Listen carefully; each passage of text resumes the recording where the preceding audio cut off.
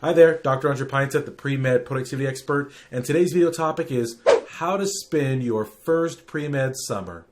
You just finished your first year of college, away from mom and dad, away from the safety of your coddling high school teachers, into the harsh realities of pre-med and of college and those rough waters, and you're not quite sure what that next step is. Well, in this video, you're going to learn what you should be doing your first pre-med summer to make sure that you stay on track to become the doctor you want to be and get into medical school.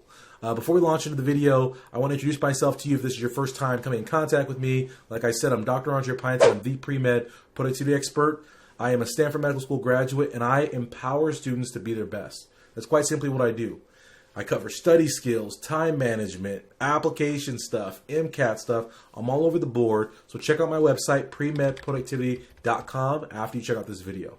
Now, for this video, it's how to spend your first summer in pre-med. Well, like I said, it's a tough time because you've just finished up your first summer, but I think you should use this time, right, as a reflection point and really think about where you're at. And so that's tip number one, is first stop and reflect. Think hard about how your first year went.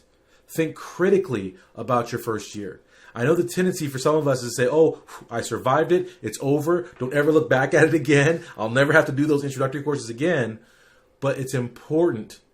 Don't be like a lot of students who have that first year, they make some mistakes, and they use the second year to repeat those mistakes and confirm that those are indeed mistakes. Right? You ever done that? Where it's like, oh, I did something.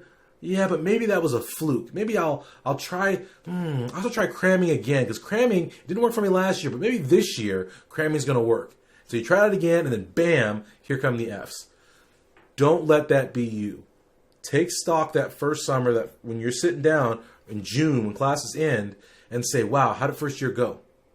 And don't just ask yourself, how did it go in a general sense? Get specific. How are my grades? Why are my grades that way? Good or bad? What could I have done differently to improve my grades?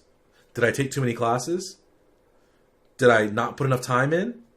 Did I put too much time in, but it wasn't quality time? Were you sleeping?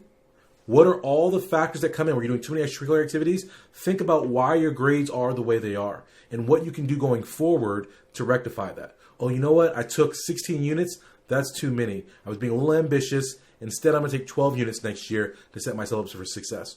Or better yet, I took 16 units, but they were mixed between humanities and sciences. And next year, I have a really heavy science load coming up. So I should probably go down to 8 units and maybe a research class or whatever it might be to fill out your units. That's the kind of strategy that's going to keep you ahead. Additionally, start thinking about, well, what was I involved in this year? And a lot of times as freshmen, we make that mistake where we sign up for every single club ever at the club rush. And so you use that year, maybe you dabble a little bit in a couple clubs. But it's important.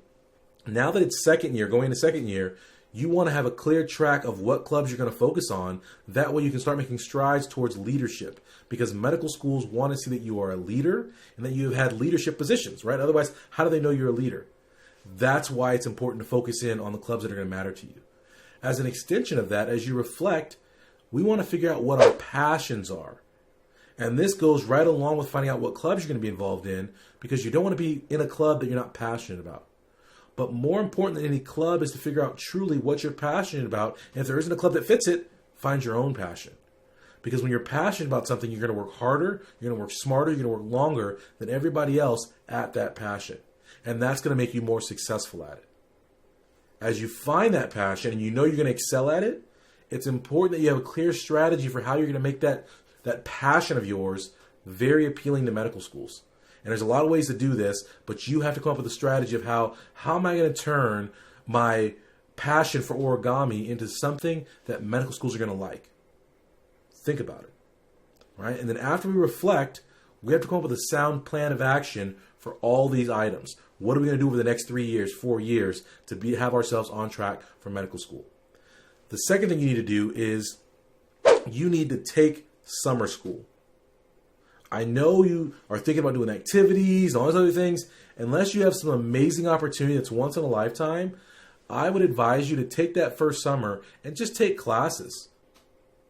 The reason you take classes is because it's an opportunity to work and continue to develop your study skills early in your career, especially because that second year is going to be a heavy year oftentimes with organic chemistry, with physics, with math. So there's going to be a lot going on, so you want to make sure your study skills are intact. But the other reason we take classes that first summer is because it's going to open up your schedule and give you flexibility. By taking a couple extra units that summer, you put yourself units ahead of the other freshmen, and therefore you'll have an early registration window. So you'll be able to get your classes at the times you want and the teachers you want from Rate My Professor, since you guys are all checking that. The second thing it allows you to do is actually to have some flexibility. So maybe you take the first semester of OChem over the summer, or maybe you take a math class over the summer. That's one less class you have in that second year load, and so it's going to put you in a position to get better grades than your classmates who have one extra super hard class than you have, right? So we're creating that strategic advantage to get the A's we want. The other thing is down the line, the more classes you can take early on, it's going to free you up and not put you up against unit requirements. So what happens sometimes to juniors and seniors is that they were slow playing their units, and then in junior and senior year, they end up having to take, I got to take 4 units to stay on track to graduate. The school's pushing me out. If you can take a couple extra units early, it puts you ahead and gives you a buffer, so that way you're not in that situation where you have to overload yourself because the school said so.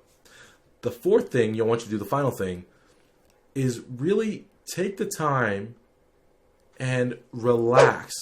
And that's why you take classes instead of getting involved in a super heavy activity, because in addition to taking your classes, you can still relax and enjoy your summer, look around at the sunshine.